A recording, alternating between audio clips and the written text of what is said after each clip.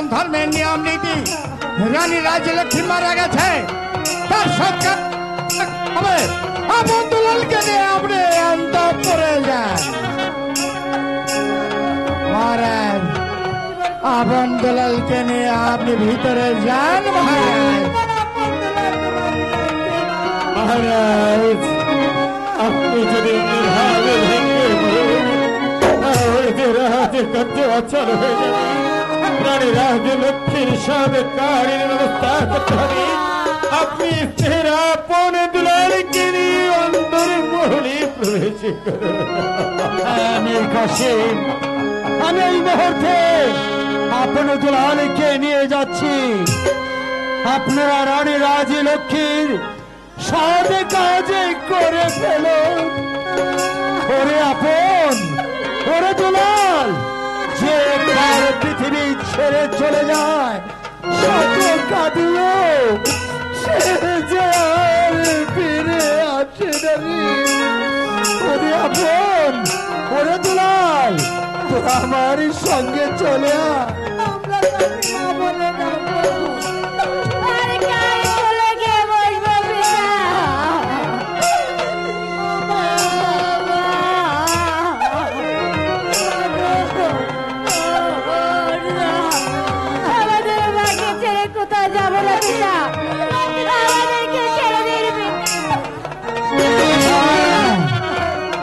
মহারাজ, আপন কান্নাকানি করছে, আপনি একেবারে ভেঙে পড়েছেন।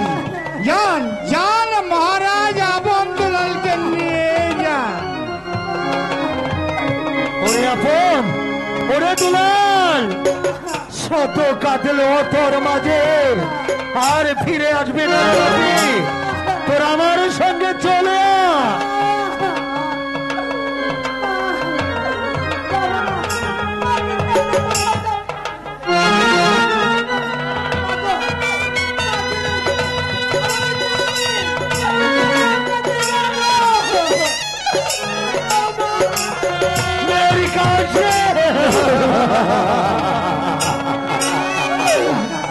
আমি কেমনই করে আপন দুলালকে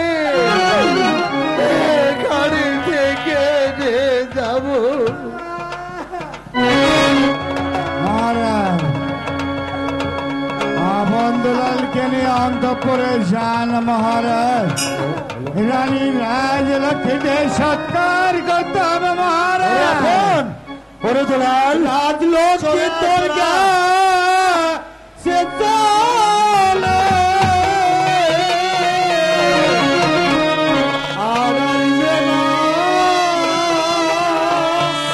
শত কাঁদিলে রাজলক্ষ্মী তোর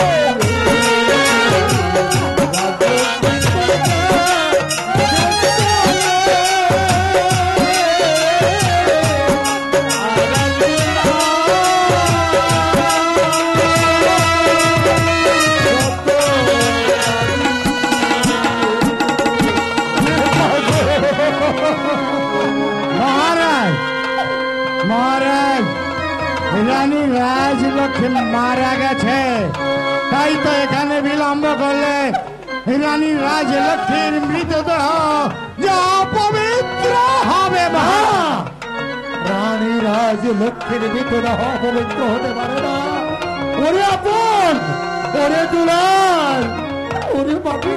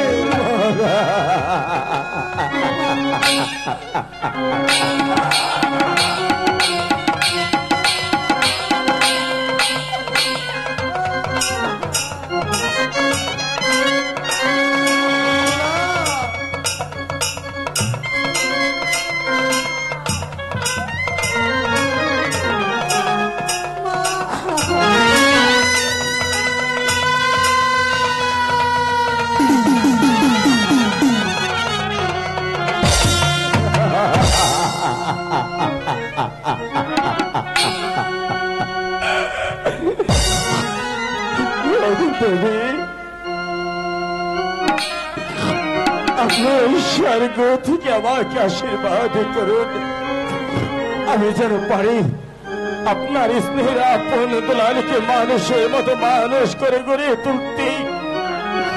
তার পূর্বে আমি আপনাকে ওই চিতায় তুলে দিই।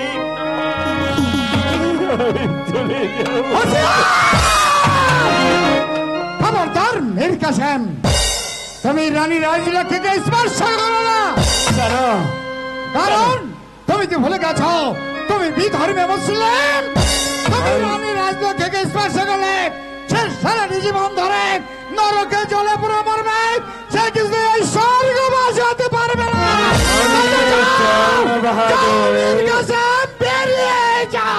আমি ভুলে গিয়েছিলাম আমি যে বিধর্মী, আমি যে একজন মুসলিম। আমি এই সনাতন ধর্মের এই ধর্মপুরের রাজ দরবার থেকে আমি সব কিছু ভুলে গিয়েছিলাম। তাই তো আপনার কথাই আমার অন্তর্চক্ষু দৃষ্টি খুলে গেছে। তাই তো আমি যদি রানী রাজলক্ষ্মীকে স্পর্শ করি আর আমার স্পর্শ কাতরে তিনি যদি ওই স্বর্গগত না হতে পারে, তাই তো যাবার সময় মহারাজ আমাকে দায়িত্বভার তুলে দিয়েছিল, সৎকারের দায়িত্ব। তাই তো আমি সেই দায়িত্বভার আপনার হাতে তুলে দিয়ে যাচ্ছি। মন্ত্রী জং বাহাদুর, যাবার পূর্বে আমি আপনাকে একটি কথা স্মরণ করিয়ে দিতে চাই। বলে যাও, বলে যাও। মহারাজ দায়িত্বভার আমার উপরে চাপিয়ে দিয়েছিল। আচ্ছা, আমার এই পক্ষ থেকে সেই দায়িত্বভার আমি আপনার হাতে তুলে দিয়ে যাচ্ছি। রানী রাজলক্ষ্মীকে আপনি সসম্মানে ওই চিতায় তুলে দেবেন। আর যদি চিতায় তুলে না দিয়ে যদি কোনো ষড়যন্ত্রের চেষ্টা করেন, এই ধর্ম এই মুসলিম আপনাকে ক্ষমা করবে না।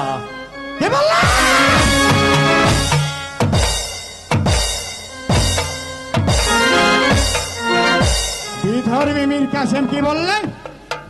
রানী রাজলক্ষ্মীর জন্য সৎকার অতি তাড়াতাড়ি করা হয়, যদি তা না করা হয় তাহলে সে নাকি তারাই পবিত্র অসি দিয়ে আমাকে দুনিয়ার মুখ থেকে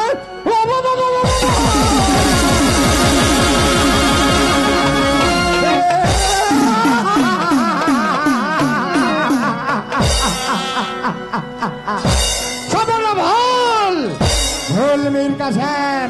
এখন পর্যন্ত তুমি জং বাহাদুরকে চিনতে পারেনি। রানী রাজলক্ষ্মীকে যা করতে হয় তুমি নিজেই করো।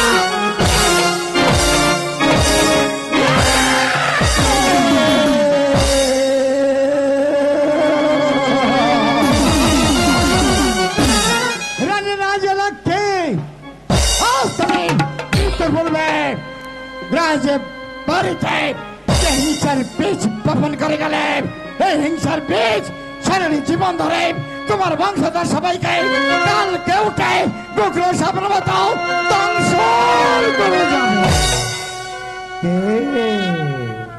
কেউ আমার গতিকে রোধ করতে পারবে না। তুমি মারা যাবার পূর্বে রাজাকে 3টি বর দিয়ে গেছ।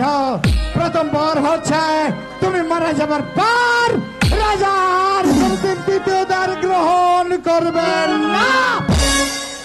আর আমিও ভগবানের দিব্যি দিয়ে বলছি, যতদিনের ধরে আমি থাকবো ততদিনের মধ্যে ছলে বলে কৌশলে যেভাবে হোক না কেন রাজাকে দ্বিতীয় দ্বার আমি গ্রহণ করাবই। আর তোমার 2টি সন্তান আপনার দুলালকে ভাত ভাত বলে শ্রীগাল কুকুরের মতো রাস্তায় রাস্তায় ঘুরাবো। আর তোমাকে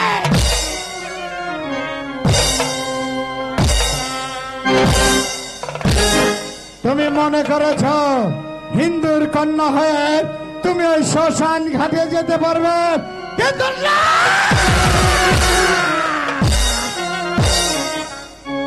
তুমি সেই ভাগ্য করে আসনি। মারা যাবার পর তোমার মুখে আগুন দেবে, আগুন দেবে না, কেউ দেবে না। আমি তোমার চাঁদ ভাই হয়ে এখানে ঠিক বুবার মতো দাঁড়িয়ে নিলাম। আর তোমার 2টি কষ্টব্রত আপন দুলালকে বিধর্মী মুসলিমের হাতে তুলে দিয়েছ।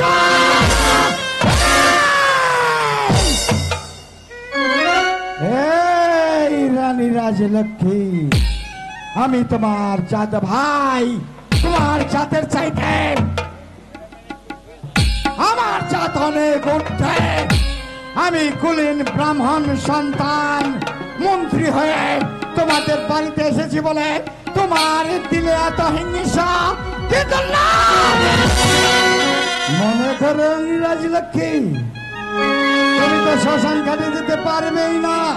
আর তোমায় আমি কথা দিলাম, লোহতে যেমনি ভাবে জং ধরে এই ধর্মপুরের প্রত্যেকটি প্রজাবিন্দের ভিতরে একটু একটু একটু করে জঙ্গে ধরে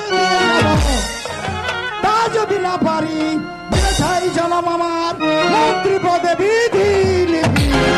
আর তোমাকে ভাগারে ফেলে দিয়ে শ্রীকাল কুত্তা দিয়ে খাবো, তবে আমার নাম মহামন্ত্রী জঙ্গা পাহাড়।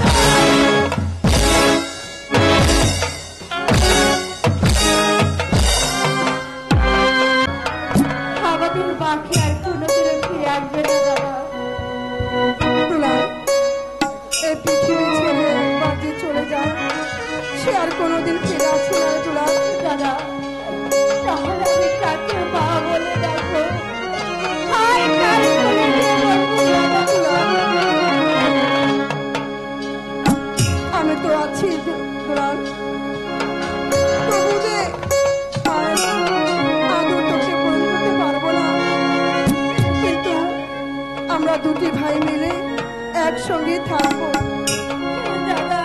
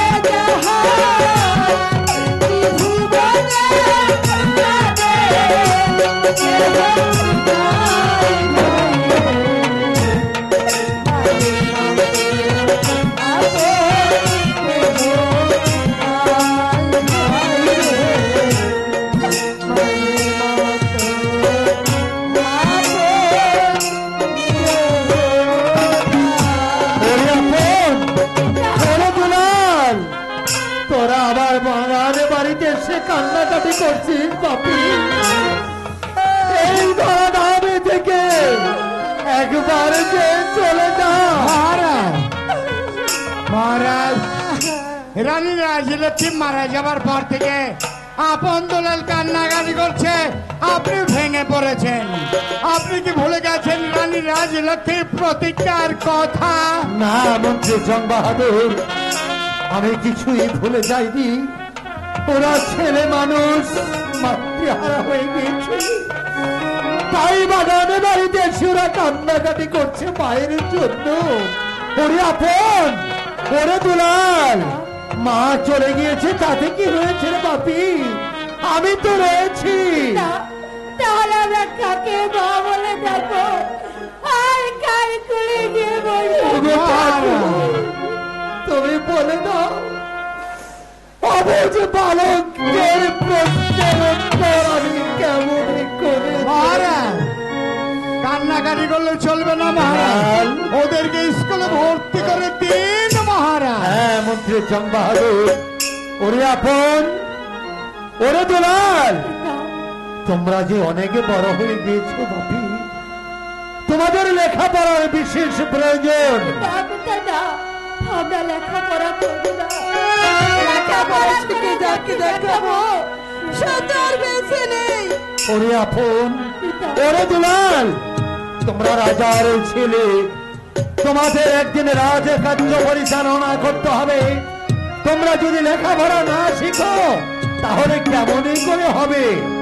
তাই ভাবছি, না না, এই কে আছিস, সেনাপতি মেয়ের কাসেমকে পাঠিয়ে দে।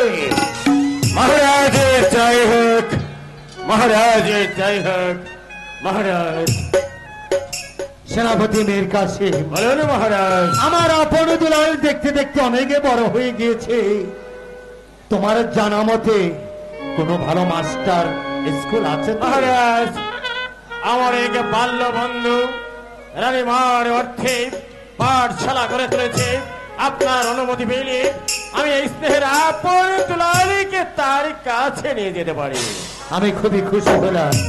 ওরে আপন, ওরে দুলাল, তোমার কাকার সঙ্গে চলে যাও। তোমরা লেখাপড়া শিখবে, লেখাপড়া শিখে তোমাদের যে অনেকে বড় হতে হবে। যাও।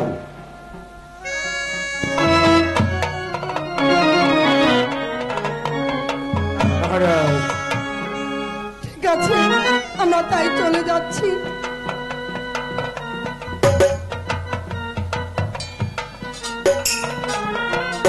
কাশিনী, মহারাজ, নিয়ে যান, ওদেরকে আপনি নিয়ে যান।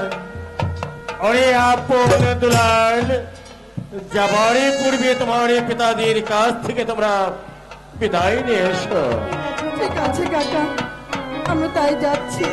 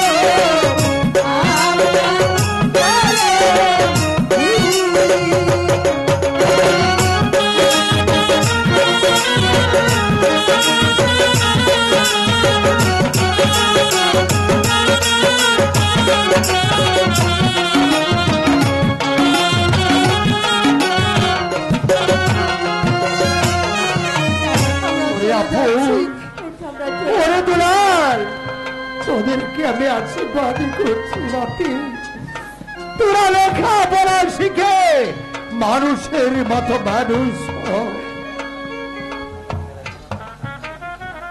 ওই আপন দুলাল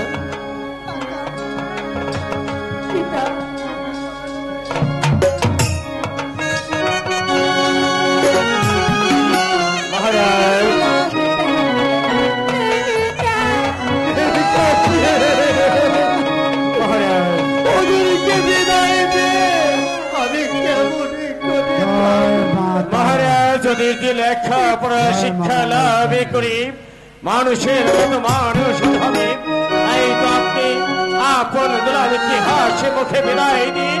আমি ওদের দু ভাইকে আমার বন্ধু মাস্টার কাছে নিয়ে যাব।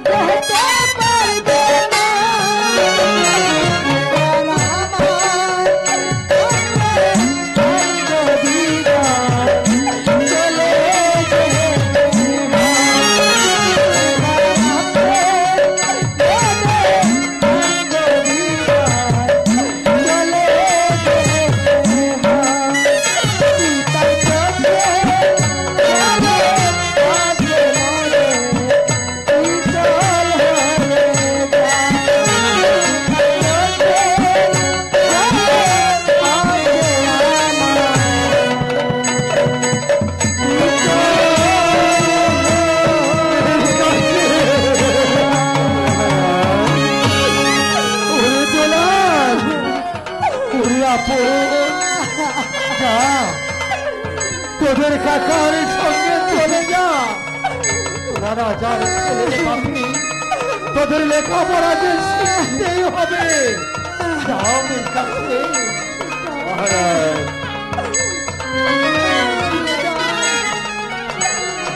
এই তো চলে যাচ্ছি।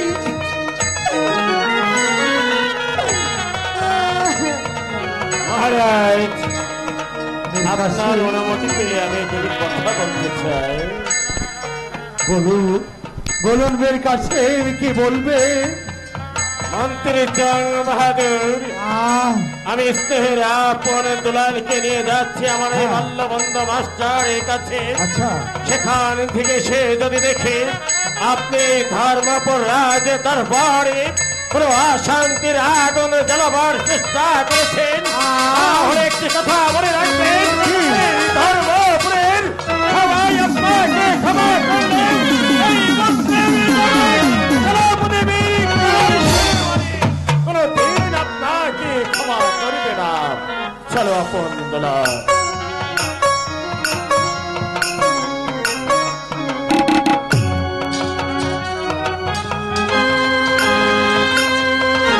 মহারাজ মহারাজ বড় মন্ত্রী জং বাহাদুর আমি কে বলতে চান? আমি একটা কথা বলতে চাই। কে বলতে চান? মহারাজ, কথাটা বলতে আমার ভয় হচ্ছে মহারাজ। আমি অবদান করছি, আপনি খুলে বলুন কি বলতে চান। মহারাজ, দেবী রাজলক্ষ্মী মারা যাবার পর থেকে আপন দুলাল কান্নাকাটি করছে, আপনি ভীষণ মাদ হয়ে গেছেন। তাই তো আমি বলছিলাম কি মহারাজ, আপন দুলালকে সান্ত্বনা দেবার জন্য, আপনাদের শান্তি আনয়নের জন্য আপনি আবার দ্বিতীয় দ্বার গ্রহণ করুন মহারাজ। ওকে সামলিয়ে আপনি কথা বলবেন। আমি রাজে লক্ষ্মীর মাথা দিয়ে স্পর্শ করে প্রতিজ্ঞা করেছি, আমি বাকি জীবনে কখনো দ্বিতীয় দ্বার গ্রহণ করবো না। আর আপনাকে আমি একটি কথা স্মরণ করে দিয়ে যাচ্ছি, আমার সম্মুখে আমার দিনে পুনরায় দ্বিতীয় দ্বার কথা উচ্চারণ করুন। মনে রাখবেন, এই ধর্মপুর রাজ্যে সবাই সবার জন্য রাজা ধনপতি আপনাকে ক্ষমা করবে না। রাজা ধনপতি!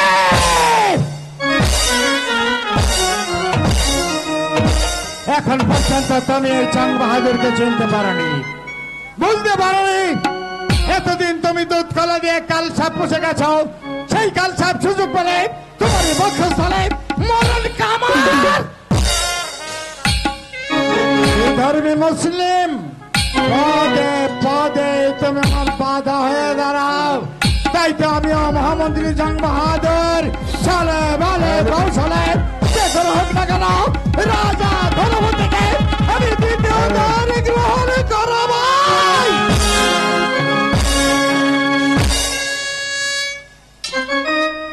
জয় জয় মা মঙ্গল চণ্ডী, জয় মা তারা, জয় জয় মা লক্ষ্মী, জয় মা কালী।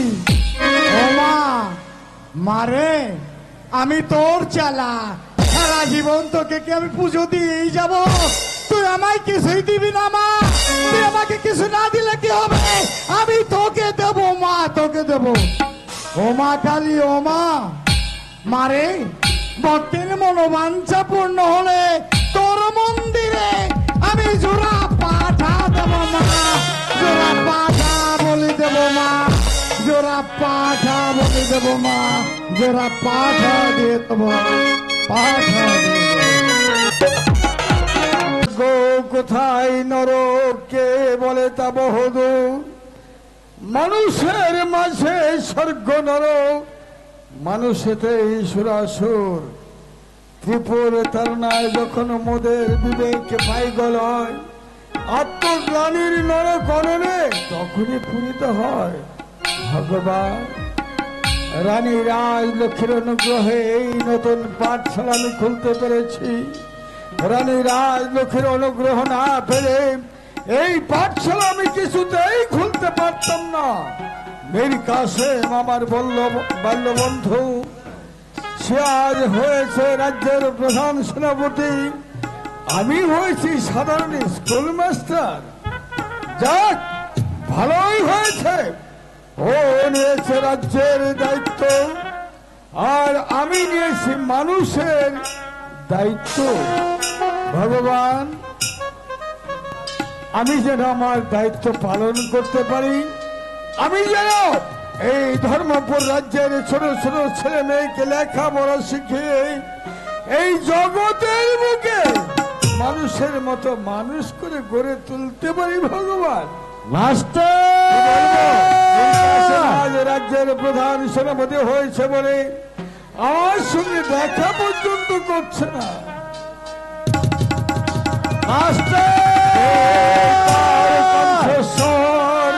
তবে কি মেরি কাশন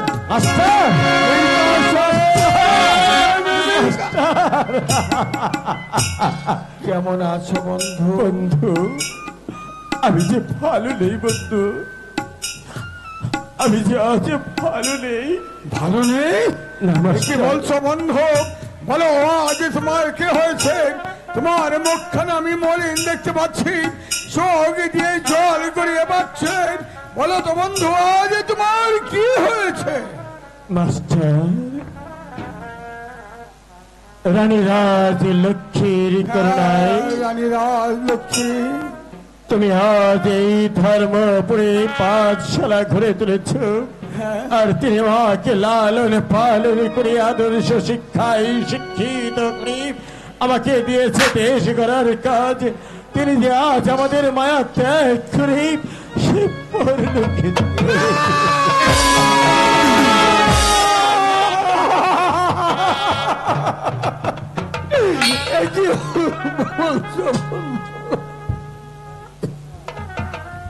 রানী রাজলক্ষ্মী আমাদের মাঝে নেই। না মাস্টার, তিনি এই পৃথিবীর মায়া ত্যাগ করে পরলোকে গমন করেছে। এই পৃথিবীর মায়া ত্যাগ করে রানী রাজলক্ষ্মী পরলোক গমন করেছে। পারবো না কাকা। ওরে আপন দুলাল,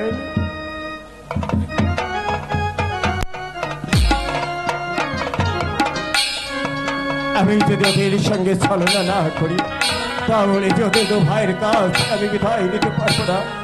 আচ্ছা, ওকে মেহেরবান খোদা, তুমি আমাকে একটি পথ দেখিয়ে দাও।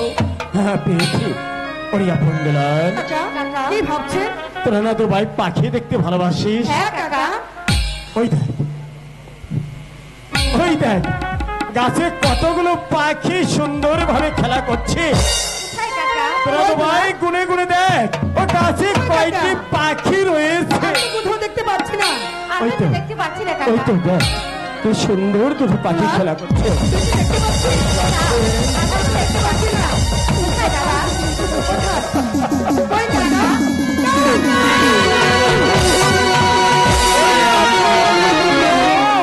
তোদের কাকা চলে গেছে, তাতে কি হয়েছে?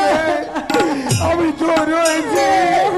তোদেরকে যে মানুষের মতো মানুষ হতে হবে, তোদেরকে যে লেখাপড়া শিখতে হবে।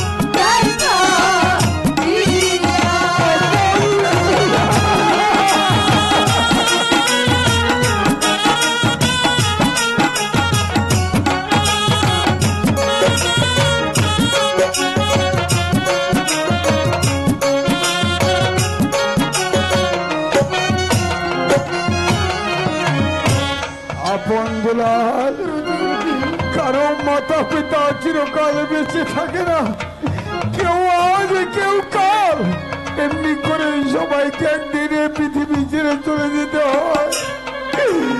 ছোটবেলায় আমার মাকে হারিয়েছি, আমার বাবাকে হারিয়েছি, দেখছিস না এখনো পাষাণের মতো কেমন করে বেঁচে আছি।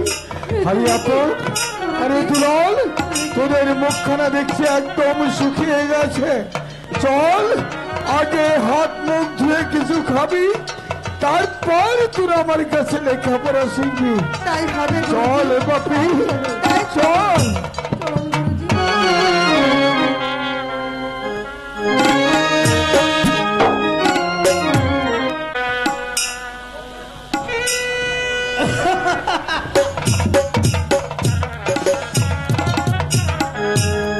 মাল একটু বেশি গেছে, নেশা একটু বেশি লেগেছে বাবা। মধ্যে বললাম মালের মাত্রা একটু কমিয়ে দিতে,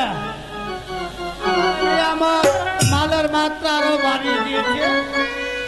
আমি তো এখন চোখে বলতে যা বাবা, যখন করেছে তাহলে একটু আনন্দ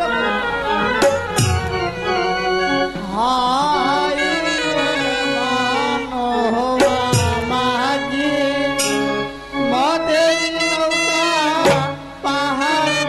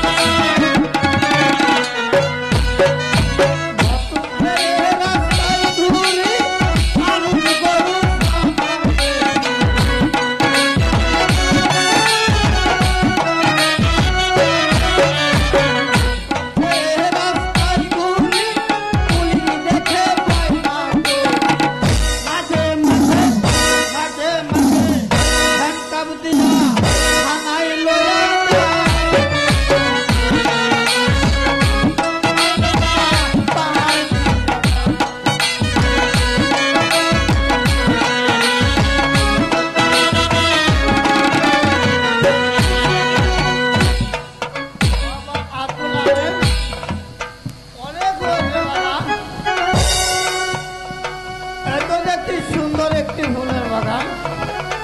না বাবা, এই ফুলের বাগান আমি একটু আরামে ঘুমিয়ে নেব। তুমি আমাকে ঠিক মতো পাহারা দিও, কোনো মশা মাছি যেন ডিস্টার্ব করতে না পারে বাবা। কমের বাবা, কমের, আমি একটু ঘুমিয়ে নিচ্ছি বাবা।